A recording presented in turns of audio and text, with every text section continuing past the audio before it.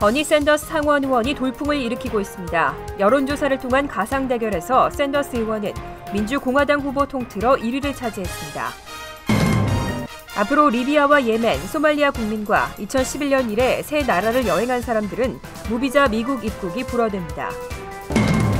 재미한국학교 동북부협의회가 한인 학생들의 SAT2 한국어 모의고사 응시를 장려하고 있습니다. 뉴욕 일원 한인은행에 10만 달러 이상을 맡겨둔 이른바 큰손들이 지속적으로 늘고 있습니다. 뉴욕 일원 네일업 종사자들이 주정부의 과도한 규제와 단속에 대규모 항의 시위를 벌이기로 결정했습니다. 이상은 이 시각 주요 뉴스입니다. 여러분 안녕하십니까? KBN 뉴스입니다.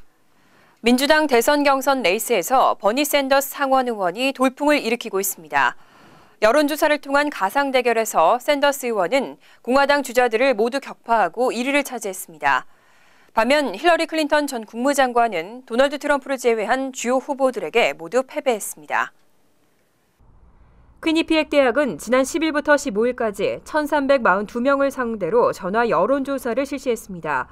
그 결과 버니 샌더스 의원은 공화당 주자인 도널드 트럼프와의 양자 가상 대결에서 48% 대 42%로 승리했습니다.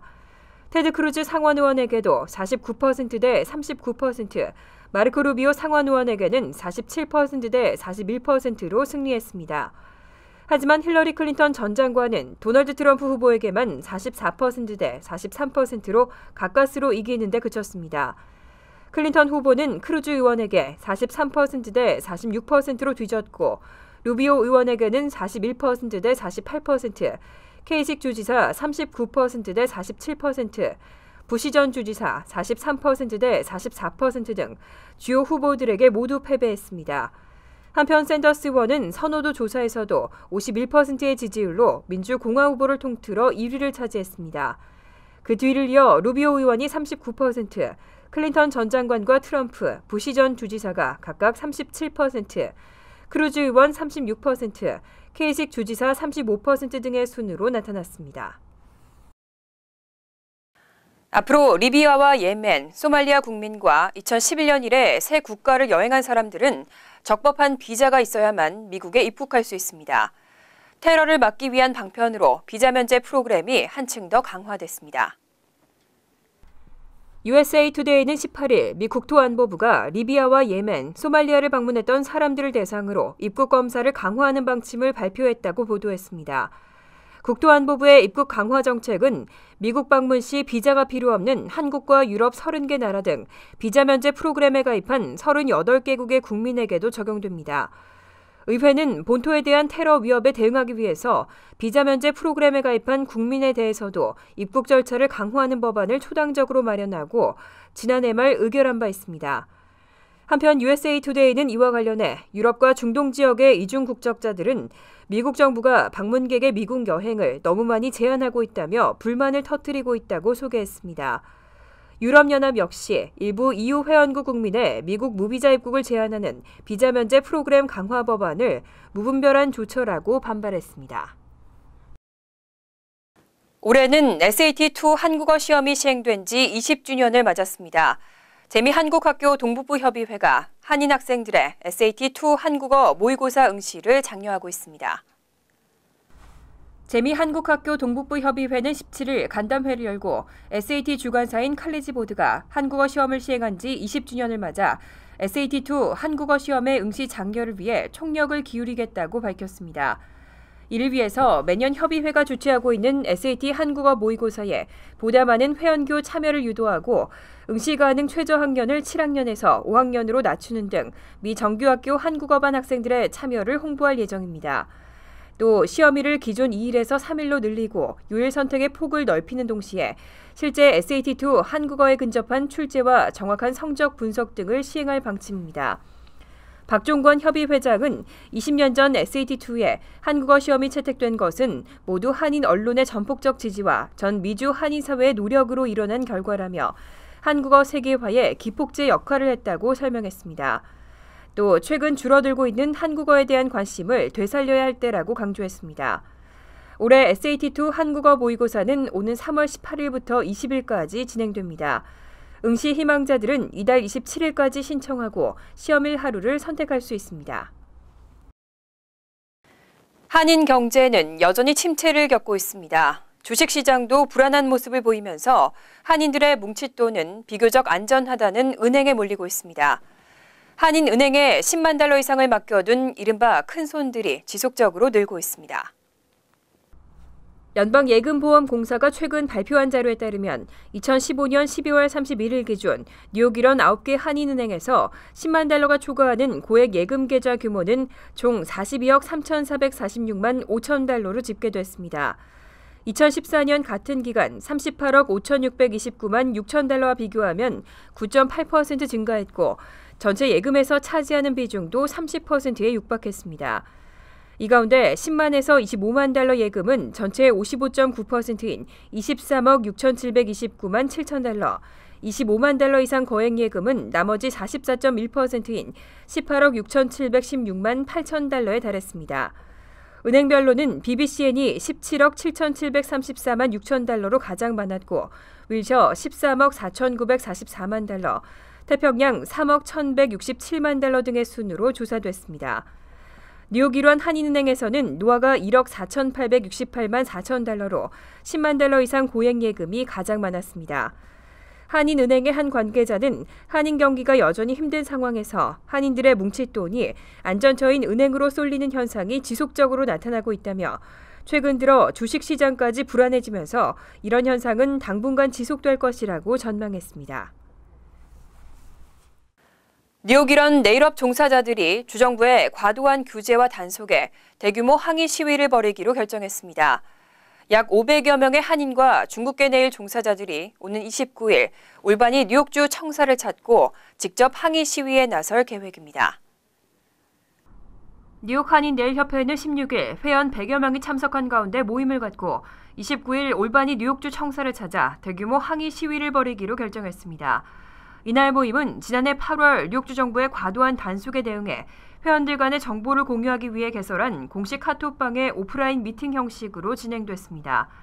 이상호 네일협회장은 종업원의 임금채권 가입 의무화 등 네일업계에만 집중된 과도한 주정부의 규제와 단속에 항의하고 스몰 비즈니스를 살리기 위한 방안을 촉구하기 위해서 이번 시위를 결정했다고 설명했습니다. 이번 시위에는 한인 네일 종사자 100명과 중국계 네일인 400명 등 모두 500여 명이 참여할 것으로 예상되고 있습니다. 협회는 시위를 위해 대형 버스를 대여했다며 시위 당일인 29일 오전 8시 한양마트 플러싱 매장 앞에서 출발할 계획이라며 참가 접수를 받고 있다고 밝혔습니다. 참가비는 $30로 간단한 아침과 오후 식사가 제공됩니다. 빌 드블라지오 뉴욕시장이 앞으로 소수계 언론들과 더욱 밀접한 관계를 갖겠다고 밝혔습니다. 뉴욕시 정부의 정책을 이민자 커뮤니티에 홍보하고 소통하는 데 주력하겠다고 약속했습니다. 드블라지오 시장은 17일 소수계 언론 초청 간담회를 열고 이민자의 도시인 뉴욕시에서 소수계 언론은 이민자 커뮤니티들이 가장 신뢰하고 중요한 정보를 얻는 통로라고 밝혔습니다. 또 앞으로 소수계 언론들과 더 밀접한 관계를 갖고 뉴욕시 정부의 정책을 이민자 커뮤니티에 홍보하고 소통하는 데 주력하겠다고 강조했습니다.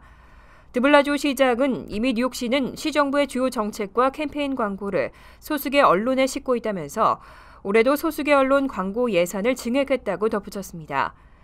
시장실에 따르면 드블라지오 시장 임기 첫 해인 2014년에는 240만 달러를 소수계 언론 캠페인 광고에 사용했고 2015년에는 470만 달러, 올해는 900만 달러가 책정된 것으로 나타났습니다. 드블라지오 시장은 앞으로 각국 소수계 언어로 제작된 광고뿐 아니라 소수계 커뮤니티의 신문 등 언론 인터뷰에도 적극적으로 참여하겠다고 밝혔습니다. 외국인 모병 프로그램 매분위가 내년에도 무난히 연장될 것으로 보입니다. 입대 후 곧바로 시민권 취득 절차를 밟을 수 있기 때문에 한인과 중국인들 사이에서 특히 큰 인기를 끌고 있는데요. 수요가 늘면서 선발 정원도 대폭 확대되고 모집 기간도 늘어났습니다. 17일 퀸즈 베이사이드에서 열린 육군 모병대 한중 커뮤니티 초청 행사에서 백종우 상사는 현재 매분위를 통한 육군 선발을 활발히 진행하고 있다며 짧아도 내년까지는 선발을 계속 진행할 예정이라고 밝혔습니다. 매분이 프로그램은 한국어 등 이중언어 구사자나 전문 의료기술을 보유한 외국인을 모병해 입대 후 곧바로 시민권 취득 절차를 밟을 수 있도록 하는 프로그램입니다. 이 프로그램은 오는 9월 말까지 2년 연장된 상태지만 수요 증가와 국방부의 호평으로 내년에도 연장 승인이 무난할 것이라는 분석입니다. 모집 기간도 올해 계속 오픈 상태를 유지할 것으로 전망됩니다. 매분이 프로그램 선발 정원은 연간 쿼터로 제한되기 때문에 모집 기간이 수시로 변경되는데 수요 증가로 인해 선발 정원이 대폭 확대되면서 모집 기간도 늘어났습니다. 신청 자격은 미국에서 2년 이상 합법적으로 거주하고 있는 17세 이상, 35세 이하의 비이민 비자 소지 외국인입니다. 플러싱에 있는 육군 모병소에서는 한인 모병관들이 매분이 프로그램의 신청을 돕고 있습니다. 뉴욕시 유치원 교육이 영재반 입문에 큰 도움을 주고 있다는 연구 결과가 나왔습니다. 유치원에 다니는 학생들의 경우 그렇지 않은 학생들보다 영재반 시험 응시율이 월등히 높았습니다. 뉴욕대 연구팀이 17일 발표한 조사 결과에 따르면 유치원에 다닌 학생들의 영재반 시험 응시율은 유치원에 다니지 않은 학생들보다 월등히 높았습니다. 이번 연구는 지난 2009년 유치원에 재학 중인 학생들의 영재반 시험 응시 현황을 조사했습니다.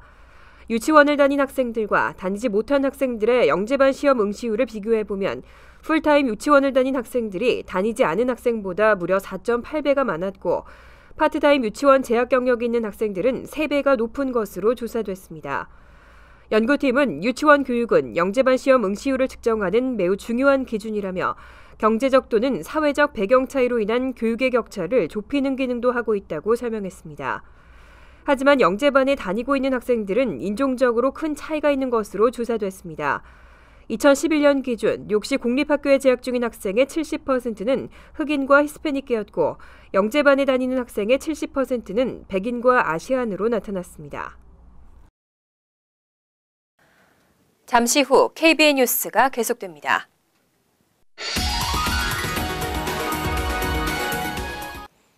이어서 LA 지역 한인사회 소식입니다. 기독교 연극사역단체인 이즈키엘 극단이 제6회 정기공연 연극 귀향을 선보입니다. 한 목회자가 아프리카 선교에서 겪었던 가슴 아픈 경험을 그린 이야기인데요. 주인공으로 직접 흑인 여배우를 캐스팅해 연극에 현실성을 더하고 종교로 하나 되는 참 신앙을 일깨워주고 있습니다. 김지은 기자의 보도입니다. 기독교 연극사역단체인 이즈키엘 극단이 복음의 의미를 인생으로 풀어낸 연극 귀향을 선보입니다. 이즈키엘 극단은 지난해 인생과 복음에 대한 희로애락을 옴니버스 형식으로 꾸민 연극 문을 제작한 바 있습니다. 이번 연극 귀향은 희로애락의 관점 중 로, 즉 슬픔에 대한 부분을 풀어낸 것입니다.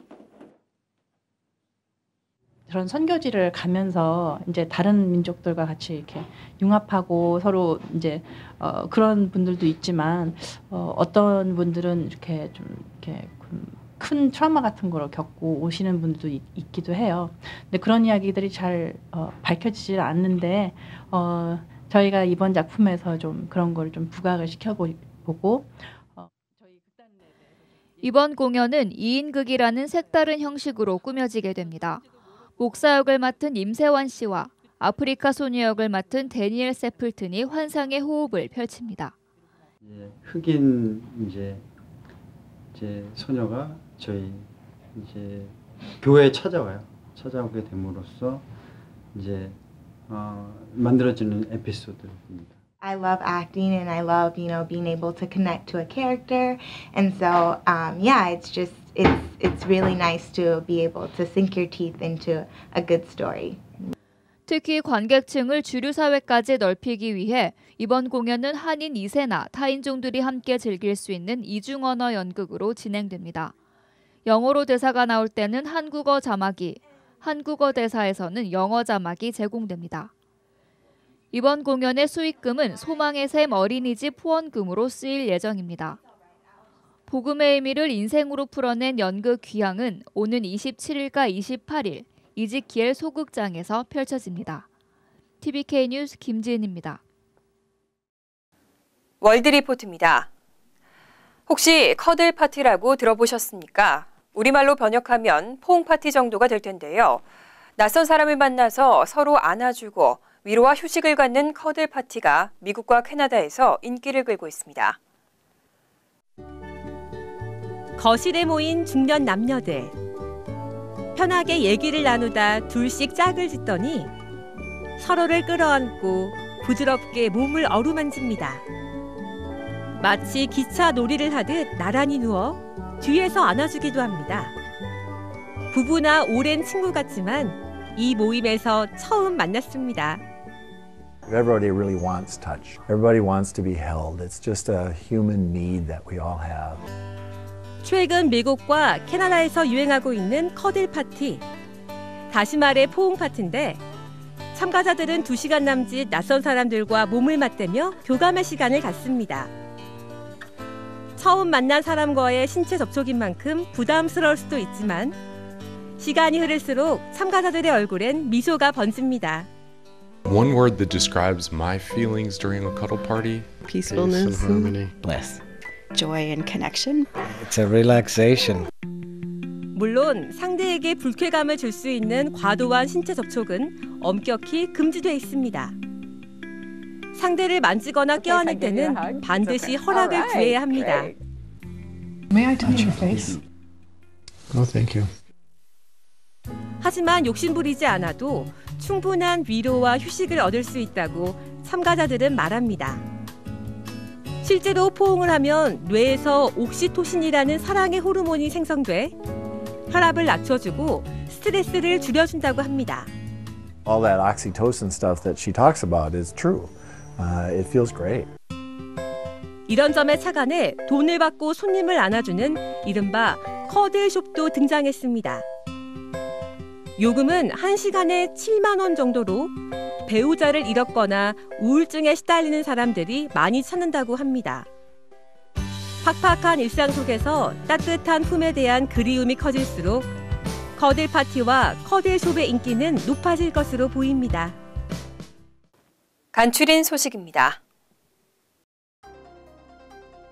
롱아일랜드 나소 카운티가 전미 선행 배품의 날을 맞아 벌금이나 과태료를 감면해주는 프로그램을 실시합니다. 2014년 1월 이전에 나소 카운티 내에서 주 정차 신호, 차량 정비, 차량 등록 등으로 범칙금 납부 고지서를 발부받은 주민은 오는 2월 22일부터 5월 22일까지 자진 납부를 완료하면 범칙금 액수를 줄여주거나 미납 과태료를 감면시켜줍니다. 또 이 기간 벌금을 납부한 주민들에 한해서는 크레딧 점수에도 영향이 없습니다. 총 15만 스퀘어피트 넓이의 테크허브 단지가 뉴욕시에 조성됩니다. 뉴욕시 경제개발공사는 브루클린과 맨하튼 부지 15만 스퀘어피트를 뉴욕 일원 신생 첨단 기술 기업들에게 저렴한 비용으로 제공하고 위 동부 지역의 IT, 에너지, 생명공학 산업을 집약시키기로 했습니다. 시정부 측은 입주할 업체들에게 제품 생산에 쓰일 첨단 시설물도 함께 지원할 예정입니다. 뉴욕시는 700개 이상의 일자리 창출도 예측하고 있습니다. 시민참여센터가 한인대학생 풀뿌리 컨퍼런스 일환으로 어제 오전 하버드대 기숙사와 학생센터 내에서 신규 유권자 등록 활동을 펼쳐 총 50명의 등록을 받았습니다. 오후에는 하버드 내 강당에서 한인 교수진 3명을 초청해 한인 대학생으로서의 시민참여의 중요성이란 주제로 토론회를 가졌습니다. 시민참여센터는 오는 4월까지 27개 대학교를 방문해 유권자 등록 캠페인과 풀뿌리 운동을 확대해 나갈 계획입니다. 퀸즈 식물원이 교육생 겸 무급 인턴 사원을 모집합니다.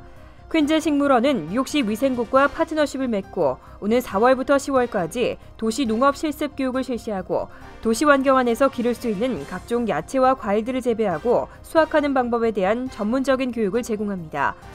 인턴 사원은 매주 최소 월요일과 목요일마다 교육 실습 참가 및 농장 재배 업무를 맡게 되고 4월부터 10월까지 최소 3개월은 의무적으로 교육 일정에 참가해야 합니다. 환율과 증권 소식입니다.